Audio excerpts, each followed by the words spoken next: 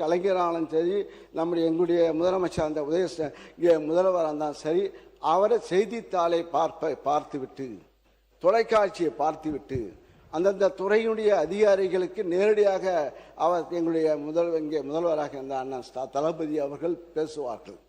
அந்த துறை அமைச்சரை தொடர்பு கொண்டு இந்த இடத்துல இந்த பிரச்சனை, கலெக்டர்களுக்கும் டென்ஷன். ஆக நாங்கள் டென்ஷன்லேயே 5 ஆண்டு காலம் இருந்தோம். 5 ஆண்டு காலம் இருந்தாலும் 5 ஆண்டு காலம் டென்ஷனாக நாங்கள் மக்களுடைய பிரச்சனை.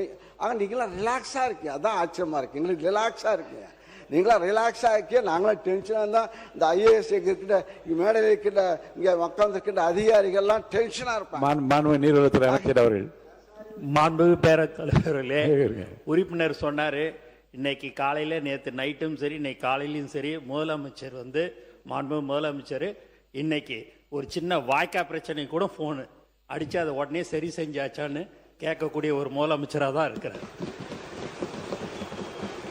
உங்களோட நீங்களாவது 5 வருஷம் டென்ஷன், நாங்கள் தினந்தோறும் டென்ஷனில் இருக்கிறோம். எதுலையோ எந்த ஒரு சின்ன விஷயமா இருந்தாலும் எங்களுக்கு அப்படி ஒரு பயம் இருக்குது.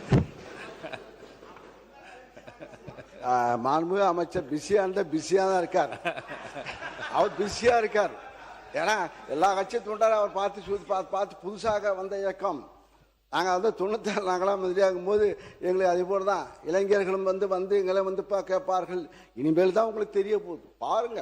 மேலே எதிர்பார்க்க போது பேசும்போது பேசுவது எளிது, ஆக நடத்தும் போது தான் தெரியும் கஷ்டங்கள். பாருங்க, இன்னும் கொஞ்சம் 3 மாதம் தான் ஆயிருக்கு. இப்போ பாருங்க, விவசாயிகள் போராட்டம் இல்லாமலே 5 ஆண்டு காலம் வாழ்ந்தார்கள். அதை பாராட்டணும். 5 ஆண்டு காலம் தமிழகத்தில் விவசாயிகள் போராட்டம்.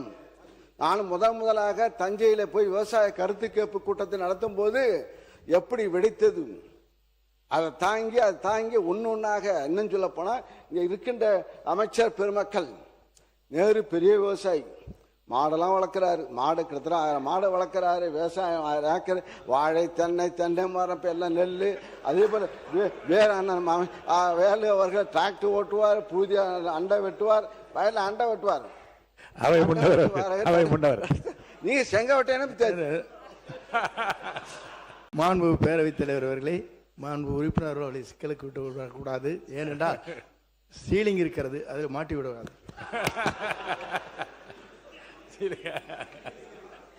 ஆயிரக்கணக்கான ஏக்கர்